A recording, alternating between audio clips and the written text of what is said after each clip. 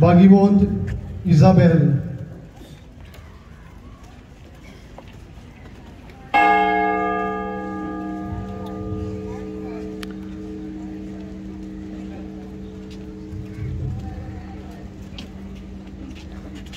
भागीवंत Isabel हंगरीची राणी आपल्या मांदान घालून हाडलेलो एक उंडो एका भिकाऱ्याक दिता आणि तो तिचे फुडल्यान दिमेर पडटा.